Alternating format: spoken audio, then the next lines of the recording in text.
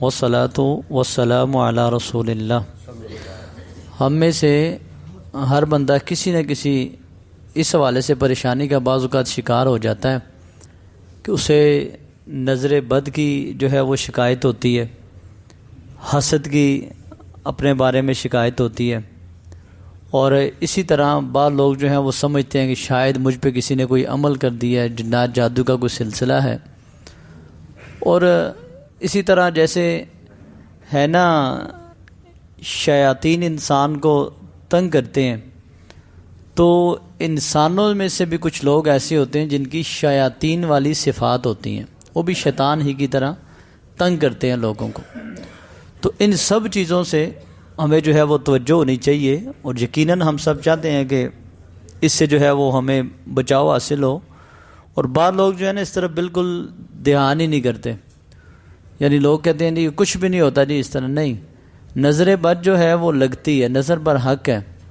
آپ صلی اللہ علیہ وسلم موجود تھے، آپ صلی اللہ علیہ وسلم موجود میں صحابی کو لایا گیا جنہیں تکلیف ہوئی، تو پوچھا کیا معاملہ تھا، کہا جی یہ نہانے کے لیے انہوں نے قمیض اتاری اپنی، اور کسی بندے نے کہا جی واہ کتنا خوبصورت جسم ہے تیرا، وہیں پہ گر گئے، ادھر ہی گر گئے اور اٹھا کے لایا۔ تو نبی صلی اللہ علیہ وسلم جو پتہ ہے آپ سے فرمایا کہ اپنے بھائی کو تو نے جو ہے وہ مار دیا ہے، ہلاک کر دیا تو نے، ماشاءاللہ نہیں کہہ سکتے، برکت کی دعا نہیں دے سکتے۔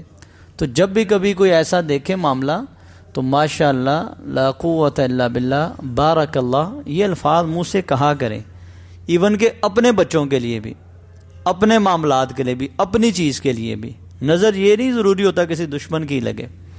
اسی طرح دوسری چیز حسد ہوتی ہے۔ ہمارے اندر یہ بیماری بہت زیادہ ہے نا کہ اس کے پاس یہ ہے میرے پاس نہیں، اس کے پاس یہ ہے میرے، سگے بہن بھائی آپس میں حسد کا شکار ہو جاتے ہیں۔ میں نے ایسے دکاندار دیکھے ہیں، جلتے دکاندار، کہتے ہیں جی میری دکان پہ نہیں اس کی دکان پہ رش لگی رہتی ہے۔ بھی تو اللہ سے فضل مانگنا، یہ کیسے ہو سکتا ہے؟ وہ تیرا رزق تو وہ نہیں لے رہا نا، وہ تو اپنے حصے کا جو رب کا فضل ہے وہ لے رہا ہے۔ تو اللہ سے اس کے لیے بھی برکت کی دعا کر اور اپنے لیے بھی دعا کر۔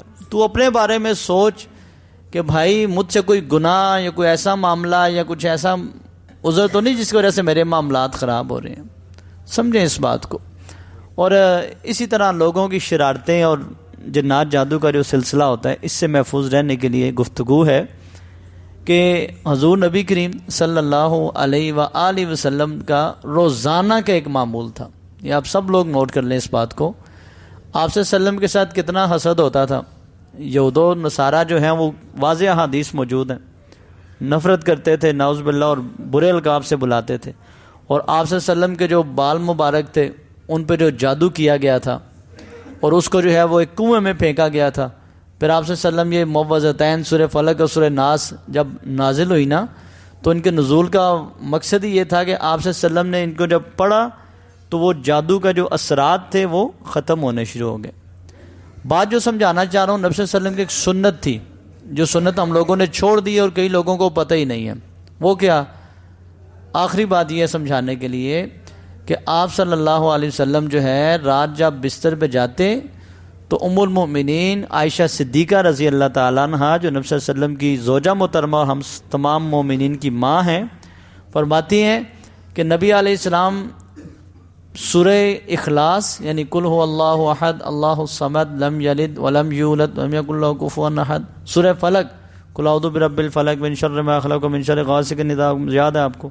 سورہ ناس قل اعوذ برب الناس ملک الناس الہ الناس۔ یہ مکمل 3 صورتیں نبی صلی اللہ علیہ وسلم پڑھتے، اور پڑھتے کس طرح؟ جیسے بندہ دعا کے لیے ہاتھ اٹھاتا ہے نا، ایسے پھر ہاتھ اٹھاتے، اور یہ صورتیں پڑھ کے آپ صلی اللہ علیہ وسلم اپنے ہاتھ مبارک جو تھے نا ان پہ پھونک دیا کرتے تھے۔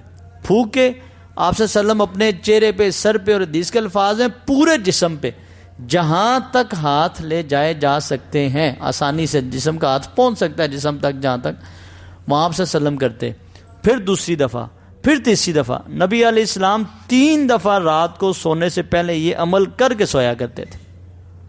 آپ فرماتی ہیں کہ جب نبی علیہ السلام اپنے مرض الموت میں تھے نا، اب جسم میں سکت نہیں تھی اس طرح، تو پھر میں نے یہ کیا کہ میں یہ تینوں سورہ مبارکہ پڑھتی اور آپ صلی اللہ علیہ وسلم کے ہاتھ مبارک جو ہیں اس پہ پھونکتی، اور نبی علیہ السلام کے ہاتھ مبارک کو ہی نبی صلی اللہ علیہ وسلم کے جسم مبارک پہ پھیر دیا کرتی۔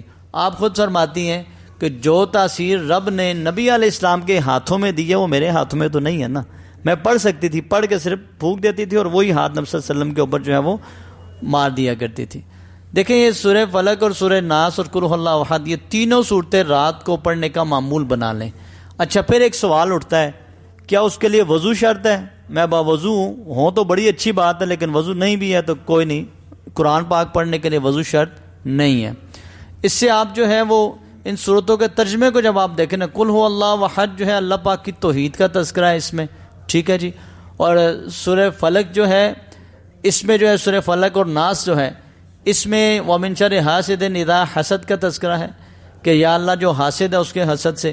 وَمِن شَرِّ النَّفَّاثَاتِ فِي الْعُقَدِ, یہ جو کلام پڑھ پڑھ کے نا جادوئی عمل پڑھ کے گریں لگاتے ہیں لوگ گریں لگاتے ہیں. کا نفاثات فی العقد, عقد کہتے ہیں گرہ کو, یا اللہ جو گروں میں پھونکنے والی ہیں ان کے شر سے. اور سورہ ناس قل اعوذ برب الناس ملک الناس من شر الوسواس الخناس, یا اللہ اس کے شر سے جو پیچھے بھاگ جاتا, ذکر کیا جائے تو بھاگ جاتا ہے, خناس ہے وہ, من الجنۃ والناس. اور جو جنات میں سے بھی جو ایسے لوگ ہیں جو شیاطین میں جو بھی ہیں, جنوں میں سے یا انسانوں میں تو شیاطین ہے, سب سے تیری پناہ. وسواسل, وسوسہ ڈالنے والے. میں اشارہ کر رہا ہوں, پورا اس پہ خطبہ دیا جا سکتا ہے. مقصد کہنے کا یہ ہے کہ یہ چیزیں آپ پڑھ کے رات کو تینوں صورتیں 3 دفعہ پڑھ کے اپنے اوپر آپ خود دم کر سکتے ہیں اور وہ تاثیر حاصل کر سکتے ہیں. اور جنات, جادو, نظر بد, حسد, بغض, یہ جو لوگوں کے معاملات ہیں ان سے کافی حد تک آپ محفوظ رہ سکتے ہیں. اللہ تعالیٰ عمل کی توفیق عطا فرمائے.